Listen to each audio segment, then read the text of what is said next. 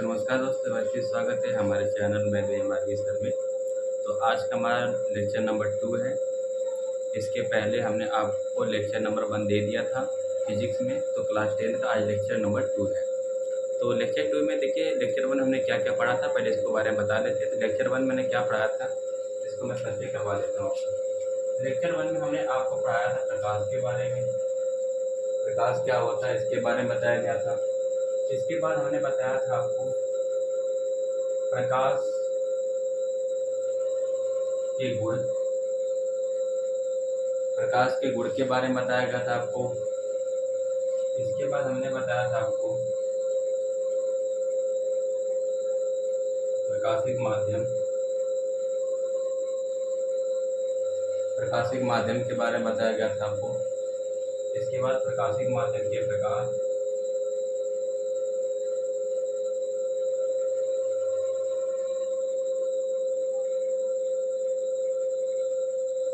ये बताया गया था आपको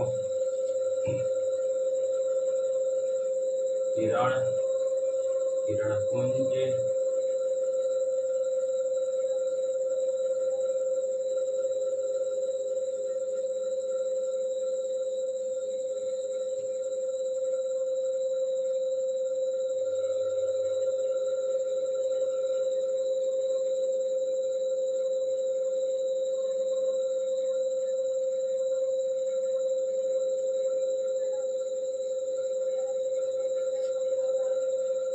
हमने इतना टॉपिक बता दिया आपको। प्रकाश के बारे में बता दिया कि प्रकाश क्या होता है, प्रकाश के गुण के बारे में बताया था, प्रकाशिक माध्यम के बारे में बताया था, प्रकाशिक माध्यम के प्रकार के बारे में बताया था हमने, और किरण के बारे में बताया, किरणपुंज क्या होता है, किरणपुंज के प्रकार क्या होते हैं, प्रकाश का परावर्तन क्या होता है, परावर्तन के नियम कितने होते हैं, इतने के बारे में हमने आपको बता दिया था।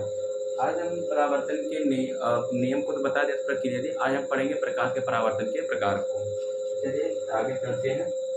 ये हेडिंग है, आपको इतना पता रहना चाहिए। चलिए अब हम बात करते हैं परावर्तन के प्रकार को।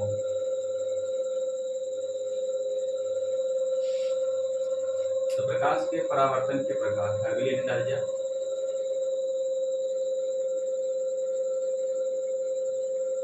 तो प्रकाश के परावर्तन कितने प्रकार होते हैं, तो याद रखिएगा 2 प्रकार होते हैं।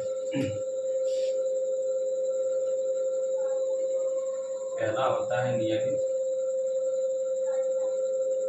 दूसरा होता है विपरीत।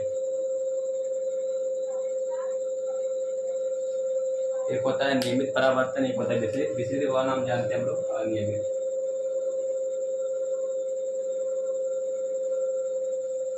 नियमित प्रकाश का परावर्तन क्या समझते हैं? नियमित प्रकाश के परावर्तन से आप क्या समझते हैं? तो जिसका वही स्वरूप प्राप्त हो, अगर मैं बात करें जिसका वही स्वरूप प्राप्त होता है उसे हम कहते हैं नियमित परावर्तन। यानी जिस व्यक्ति का वही स्वरूप प्राप्त होता है नियमित प्रकाश का परावर्तन कहते हैं। जैसे कि अगर हम शीशे के सामने खड़ा हो जाएं, अगर मैं शीशे के सामने खड़ा हो जाऊं तो क्या होगा उस सिचुएशन में कि हमारा फोटो बनेगा, डिट्टो मेरा फोटो वहाँ बनना शुरू हो जाएगा। तो अगर हमारा फोटो बनेगा तो हम कहेंगे कि हाँ, वहाँ पे नियमित परावर्तन हुआ है। जब किसी भी व्यक्ति का, किसी भी वस्तु का डिट्टो फोटो बनता है उस शीशे में, तो हम कहेंगे नियमित परावर्तन हुआ। लेकिन विपरीत में क्या होता है, अगर मैं बात करूँ, क्या इस बोर्ड पर मेरा फोटो पूरा शकल वाला चेहरा आपको दिख रहा है मेरा बोर्ड पर? तो नहीं दिख रहा है। आप हमें मोबाइल के सामने देख रहे हो, स्क्रीन पर देख रहे हो, बट इस बोर्ड पर नहीं दिख रहे हो। तो हम कहेंगे ये क्या है, हमारे लिए अनियमित हो गया। तो नियमित जो हमेशा शीशे में होता है, अगर बात करें हम, तो शीशे जिसका पृष्ठ चिकना होता है, और अगर बात करें तो ये समतल है, मत कहना कि चिकना है। चिकना उसी पृष्ठ को बोला जाता है जितना चिकना उसी पृष्ठ को बोला जाता है जिसमें आपका हुबहू शक्ल दिखे। ठीक है ना? तो इसमें आपका शक्ल हुबहू दिख रहा है क्या? हुबहू का मतलब डिट्टो आपका फोटो दिखना चाहिए, तो नहीं। तो हम बात करेंगे नियमित का मतलब होगा कि देखो, अगर हम बात करिए, ये हमारा अगर परावर्तक पृष्ठ, ठीक है, और जिसका वही स्वरूप प्राप्त करे, जिस वस्तु का वही स्वरूप प्राप्त हो, उसे हम कहते हैं नियमित। अगर हम बात करें, इसका फोटो देखिएगा इस प्रकार से है, ये नियमित है। अगर मैं नंबरिंग दूँ 1 2 3 और ऐसे दूँ 1 2 3, तो यहाँ तुम देखोगे क्या कि ये प्रकाश किरण आई, ऐसे टक्कर खाई, ऐसे रुक गई। देखो यहाँ से ये वाला और ये वाला, यानी 1 का 1 प्राप्त होगा, 2 का देखेंगे तो 2 मिला, 3 का देखेंगे तो 3 मिला। तो हम यहाँ पे कह सकते हैं जब किसी व्यक्ति का वही स्वरूप प्राप्त होता है, जब किसी वस्तु का वही पैटर्न वही स्वरूप प्राप्त होता है तो उसे हम कहते हैं नियमित प्रकाश का परावर्तन। और चित्र ये हो गया। और नियमित प्रकाश के परावर्तन का कारण क्या होता है? पृष्ठ का चिकना होना। पृष्ठ का चिकना होना, जिसका पृष्ठ चिकना होगा उसमें नियमित प्रकाश की परावर्तन होती है। और इसके बाद मैं बात करता हूँ विसरित के लिए। तो विसरित के लिए ध्यान दीजिएगा, पृष्ठ कुछ इस प्रकार से होता है, रफ होता है। रफ रफ मान होता है खुरदरा। पृष्ठ कुछ इस प्रकार से होता है।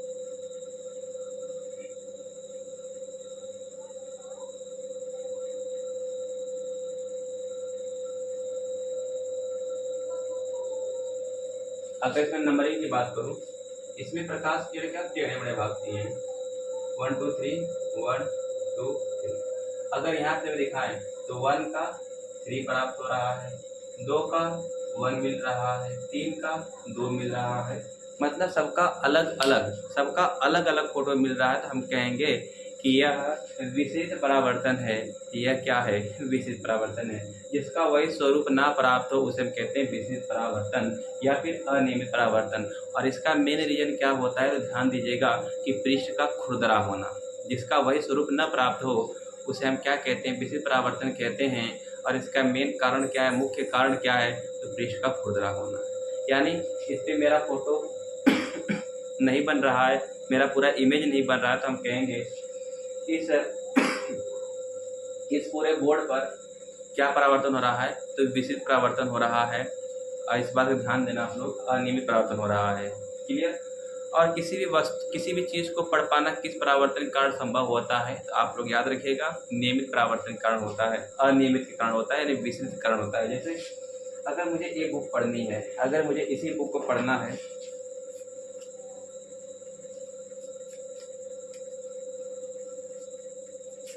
बॉर्डर कागज का, अगर मुझे इसी बुक को पढ़ना है तो पढ़ने के लिए क्या होगा मुझे बताइए?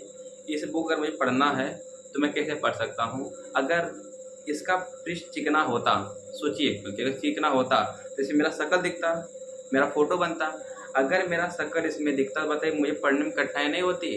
मैं अपना शक्ल देखूंगा, किसको पढ़ूंगा? दिक्कत होगी ना।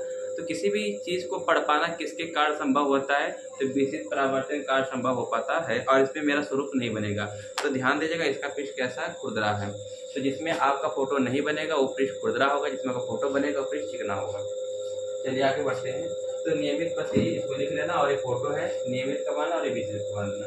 अब हम पढ़ेंगे दर्पण के बारे में। दर्पण क्या चीज होता है? परावर्तन के प्रकार के बाद हम बात करते हैं दर्पण की। मिरर,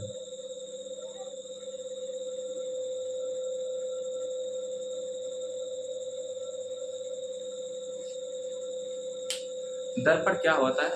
जनरली आप लोग अपने घर में एक शीशा देखे होंगे जो आप सुबह में रोज प्रयोग करते हैं। बाहर झाड़ के जाते हैं ना घर, स्कूल जाते हैं या फिर कहीं भी जाते हैं तो आप लोग अगर नहाने के बाद उसका प्रयोग करते हैं दर्पण का।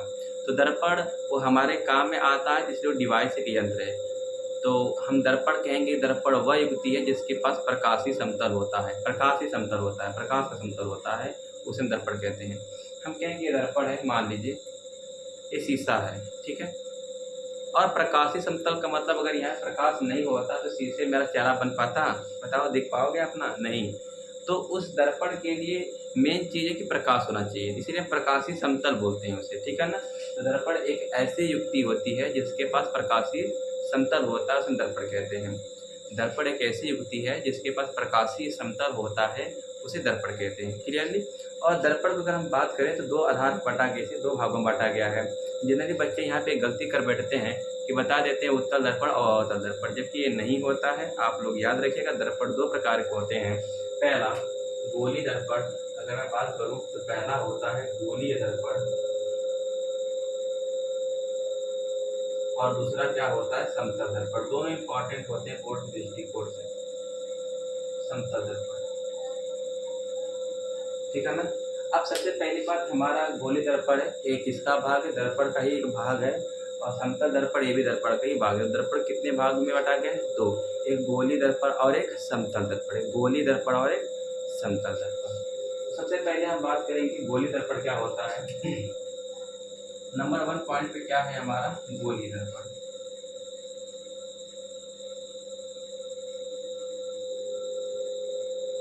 गोली दर्पण जो होता है एक कांच का बना होता है, और कांच का बना हुआ एक खोखला गोला होता है जिसके किसी एक पृष्ठ पर कलई होता है।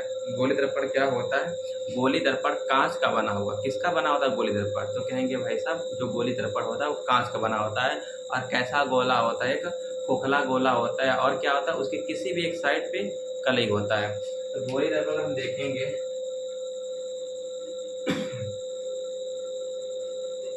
ये बाहर पेंटिंग किया है हमने, कलई किया है, और यहाँ पे क्या किया गया अंदर, ठीक है ना। अगर हम बात करें, इसे हमने 2 भागों में बांटा है, काटा है इस खोखले गोले को।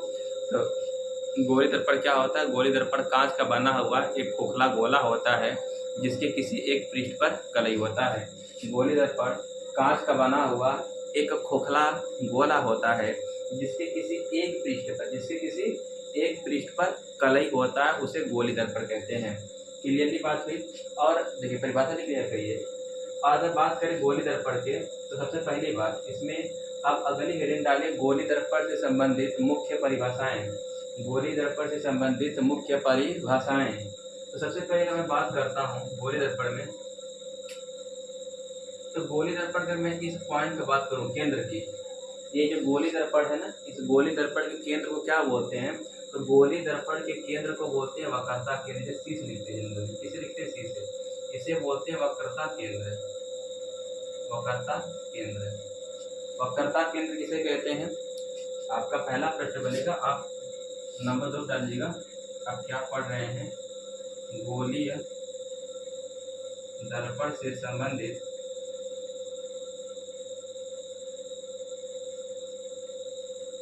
महत्वपूर्ण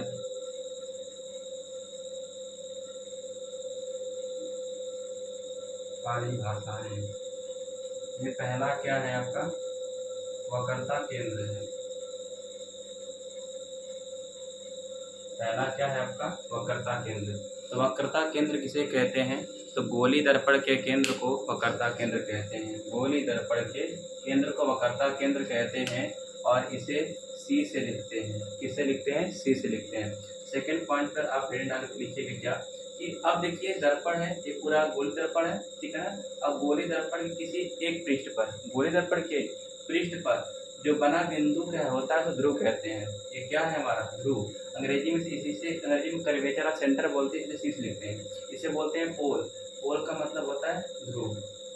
ध्रुव किसे कहते हैं, तो दर्पण के पृष्ठ पर बना बिंदु ध्रुव कहलाता है।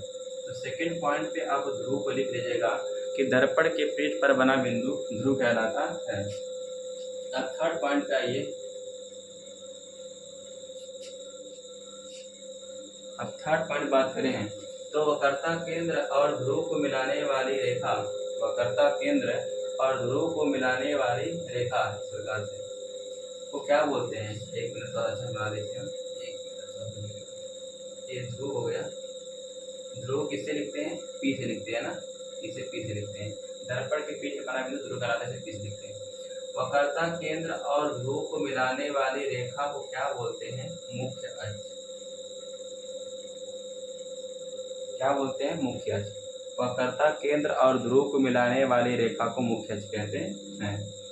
और इसके बाद ध्यान दीजिएगा, अब इसी पे क्या होता है, एक बिंदु होता है, इसे बोलते हैं यफ, ये है मुख्य फोकस, ठीक है ना।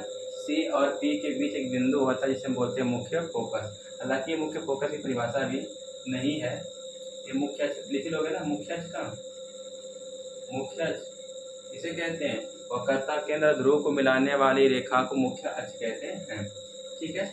अब अभी मुख्य फोकस की परिभाषा पास ये बड़ा परिभाषा है, तो अभी हम इसे रोक रहे हैं, बाद में आपको बताएंगे, ठीक है। तो अभी इसको समझाएंगे अच्छे से हम मुख्य फोकस को, ठीक है। मुख्य फोकस थोड़ा सा बड़ा है, तभी समझाएंगे मुख्य फोकस किसे कहते हैं। मुख्य फोकस ये समझ गए कि बड़ा एफ होता है, कैपिटल एफ होता है। अगर मैं बात करूं यहाँ पर, ये मुख्य फोकस है।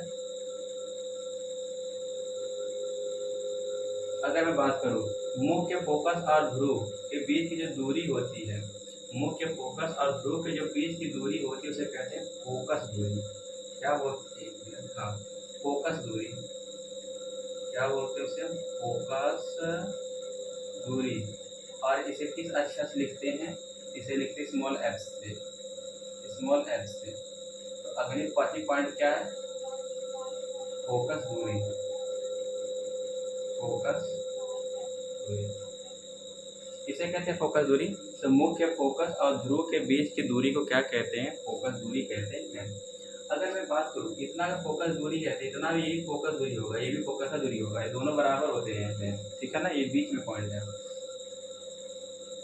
अगर मैं बात करूँ यहाँ से यहाँ तक की दूरी, तो ये वक्रता त्रिज्या होती है, यानी वक्रता केंद्र और ध्रुव के बीच की दूरी, वक्रता केंद्र और ध्रुव के बीच की जो दूरी होती है उसे कहते हैं वक्रता त्रिज्या। और इसे किससे लिखते हैं, आर से लिखते हैं, वक्रता त्रिज्या। क्लियर, इसे कैपिटल आर से लिखते हैं। छठी पॉइंट क्या होगा तुम्हारा, वक्रता त्रिज्या, कैपिटल आर। एक बात समझ लीजिए बढ़िया से, गोली दर्पण के केंद्र को वक्रता केंद्र कहते हैं और दर्पण के पीठ पर बना बिंदु ध्रुव कहलाता है, इसे पी से प्रदर्शित करते हैं। वक्रता केंद्र क्या होता है, मुख्य वक्रता केंद्र और ध्रुव के बीच की दूरी को वक्रता त्रिज्या कहते हैं, इसे आर से प्रदर्शित करते हैं। और फोकस दूरी किसे कहते हैं, तो मुख्य फोकस और ध्रुव के बीच की दूरी को फोकस दूरी कहते हैं। और मुख्य अक्ष क्या होता है, तो वक्रता केंद्र ध्रुव को मिलाने वाली रेखा को हम लोग मुख्य अक्ष कहते हैं। इतनी चीज़ें समझ में आ गई। एक गोली दर्पण का स्ट्रक्चर था, मतलब चित्र था, इस चित्र में इतनी सारी चीज़ें हो गई हैं। तो अब मैं बात करना चाहूँगा मुख्य फोकस, आपको मुख्य फोकस और समझा दूँ। तो मुख्य फोकस से पहले मुझे एक चीज़ और आपको बताना पड़ेगा। मुख्य फोकस समझाने से पहले मुझे एक चीज़ और समझाना होगा, गोली दर्पण के प्रकार समझा दो, फिर मुख्य फोकस समझा रहा हूँ, ठीक है ना, आपको याद होना चाहिए चीज़ें। तो देखिए यहाँ पर अगर मैं बात करूँ फिजिक्स की, तो अभी देखिए चैप्टर 1 में कुछ बहुत लिखूंगा नहीं, क्योंकि मैं चैप्टर अल्टीमेटली लिखा दिया हूँ। तो सारी परिभाषाएं मैं बोलूँगा तो आप उसे लिख लीजिएगा, ठीक है।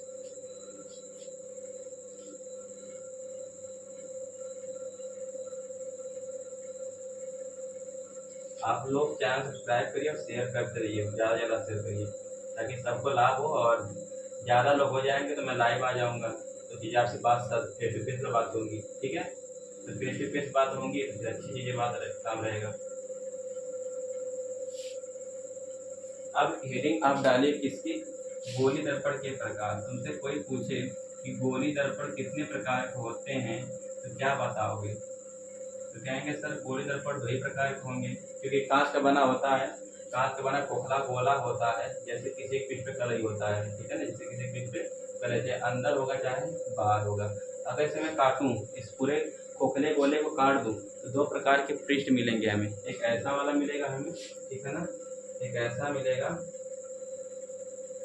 और एक हमें ऐसा मिलेगा, अंदर तरफ पेंटिंग मिलेगा। तो पहले वाले को हम बोलेंगे 2 प्रकार हो गया ना, एक होता है अवतल दर्पण, ठीक है, जिसके बाहर साइड कलई होता है, अवतल दर्पण। और एक होता है उत्तल दर्पण, ठीक है, उत्तल दर्पण। अगर इसके बाहर कलई किया गया है, इसका पृष्ठ किधर होगा, अंदर की तरफ, ये पृष्ठ है, ये परावर्तक पृष्ठ हो गया। परावर्तक पृष्ठ से ही परावर्तन होता है, इस बात का ध्यान देना, परावर्तक पृष्ठ से ही परावर्तन होता है। तो परावर्तक पृष्ठ हो गए, और ये क्या है हमारा, कलई वाला पार्ट है, ठीक है। और ये हमारा क्या है, कलई वाला पार्ट है, और ये क्या है, परावर्तक पृष्ठ। क्लियरली तो समझ में आया कि नहीं। तो कितने प्रकार के गोली दर्पण कितने प्रकार के होते हैं, 2, अवतल दर्पण और उत्तल दर्पण। अब अवतल दर्पण किसे कहते हैं, तो सुनिएगा। अवतल दर्पण ऐसा दर्पण जिसका पृष्ठ अंदर की तरफ धंसा होता है या फिर दबा होता है, ऐसा दर्पण जिसका परावर्तक पृष्ठ अंदर की तरफ दबा होता है, ऐसा दर्पण जिसका परावर्तक पृष्ठ अंदर की तरफ दबा होता है, उसे अवतल दर्पण कहते हैं। और उत्तल दर्पण की बात करें तो उत्तल दर्पण क्या होता है, जैसे उसका परावर्तक पृष्ठ बाहर तरफ उभरा है कि नहीं, उभरा का मतलब इस प्रकार का देखेंगे हम, हालांकि ट्रक व्रक में आप देखे होंगे, तो ट्रक में जो इसका अगर देखेंगे तो एकदम आगे की तरफ शीशा इसका एकदम बिल्कुल तरफ उभरा हुआ है, तो उसी को बोलते हैं परावर्तक पृष्ठ, है ना। जिसका परावर्तक पृष्ठ बाहर तरफ उभरा होता है उसे उत्तल दर्पण कहते हैं। तो आपका ट्रक में उत्तल दर्पण लगाया गया है, ठीक है ना। और ऐसा क्यों लगाया जाता है? ताकि दूर की वस्तुएं एकदम पास करके दिखाई दे और ढेर वस्तु को दिखाई दे, इसलिए उत्तल दर्पण लगाया जाता है, ठीक है। अब मैं बात करूंगा, गोली दर्पण के प्रकार हो गए। अब मैं बात करूंगा मुख्य फोकस, अभी बताया था ना। तो सबसे पहले बात ध्यान दीजिएगा, इनका बेसिक फोटो क्या है। एक मुख्य अक्ष हो गया, ये क्या है? मुख्य अक्ष है, जिसपे हमारा क्या है? ध्रुव है P और मुख्य फोकस F है। अब इसी को बताना है कि मुख्य फोकस किसे कहते हैं। ये हो गया C वक्रता केंद्र और ये क्या? अनंत। इधर बात करेंगे, ये P है, ये F है, ये C है और इसका अनंत इधर होता है, ठीक है। ये मुख्य अक्ष है। तो उत्तल दर्पण और अवतल दर्पण का बार बार यही फोटो बार बार बनेगा, आपको इस बात को ध्यान देना है। अब पहली बात, मुख्य फोकस किसे कहते हैं, तो समझिएगा, इसको भी हटाते हैं। देखिए मुख्य फोकस का हेडिंग डाल लीजिएगा, पहले समझिए। यहाँ पर देखिए जो मैंने परिभाषा बात है उसको हेडिंग डाल के बढ़िया से लिख लीजिए करिए। ये मुख्य अक्ष है। अब मुख्य अक्ष के समांतर चलने वाले प्रकाश की किरण, मुख्य अक्ष के समांतर चलने वाली प्रकाश की किरण, मुख्य अक्ष के समांतर, ये मुख्य अक्ष है ना, ये मुख्य अक्ष है। तो मुख्य अक्ष के समांतर, जिसकी बीच दूरी बराबर है समांतर कहते हैं। तो मुख्य अक्ष के समांतर चलने वाली प्रकाश की किरण, इधर भी समांतर चलेगी। तो परावर्तन के पश्चात, परावर्तन ऐसे होगा, जब टकराएगी तो ऐसे परावर्तन हो जाएगा। इसका अविलंब चेक करेंगे तो इसका जो अविलंब होगा ये वाला होगा, इसका अविलंब, ठीक है ना। ये I कोण होगा और ये भी, तो I है, तो एक कोण I, एक कोण R है, एक कोण R है और ये क्या है, ठीक है ना। इसको लिखने की आवश्यकता नहीं है, इसको भी लिखने की आवश्यकता नहीं है, क्योंकि मैं मुख्य फोकस की परिभाषा बताना, मैं आपको समझा रहा हूँ चीजें। तो मुख्य अक्ष के समांतर, मुख्य अक्ष के समांतर चलने वाली प्रकाश की किरण परावर्तन के पश्चात, परावर्तन के पश्चात मुख्य अक्ष के जिस बिंदु पे काटती है, और यहाँ पे देखिए, सुनेगा, यहाँ पे डैश डैश से जाएगा, क्योंकि प्रकाश किरण जब भी जाएगी तो मुख्य अक्ष से ही किसी बिंदु से गुजर के जाएगी, वह किसी पॉइंट से गुजर के जाएगी, उसी पॉइंट को मैं मुख्य अक्ष का नाम दे रहा हूँ, ठीक है ना। अब सुनेगा, इधर से प्रकाश प्रपार हो नहीं पाएगा। क्यों नहीं हो पाएगा? क्योंकि मेन रीजन है इधर कलई किया गया है, इसलिए। तो ये काटती हुई प्रतीत होती है और ये काटती है। तो उत्तल दर्पण काटती है और अवतल दर्पण काटती है और उत्तल दर्पण काटती हुई प्रतीत होती है। तो मुख्य अक्ष के समांतर चलने वाली प्रकाश की किरण परावर्तन के पश्चात, हमेशा क्या बोलेंगे? परावर्तन के पश्चात मुख्य अक्ष के जिस बिंदु पर काटती है या काटती प्रतीत होती है, उस बिंदु को मुख्य फोकस कहते हैं। क्या बोला फिर से? मुख्य अक्ष के समांतर चलने वाली, मुख्य अक्ष के समांतर चलने वाली प्रकाश की किरण परावर्तन के पश्चात मुख्य अक्ष के जिस बिंदु पे काटती है या काटती हुई प्रतीत होती है, उस बिंदु को मुख्य फोकस कहते हैं। मुख्य अक्ष के समांतर चलने वाली प्रकाश की किरण परावर्तन के पश्चात मुख्य अक्ष के जिस बिंदु पे काटती है या काटती प्रतीत होती है, उस बिंदु को मुख्य फोकस कहते हैं। तो मुख्य फोकस तुम्हारा क्लियर हो गया। तो जो छोड़े मुख्य फोकस, उसकी परिभाषा जाकर लिख लो, अगर चाहो तो डायग्राम भी बनाकर दिखा सकते हो। अब तुम्हारा गोली दर्पण वाला हिस्सा यहाँ पर खत्म हुआ। अब मैं बातें करूँगा समतल दर्पण पे, फिर आगे इसके बाद और ही होंगी। तो एक बार देखते वीडियो कितना हो गया।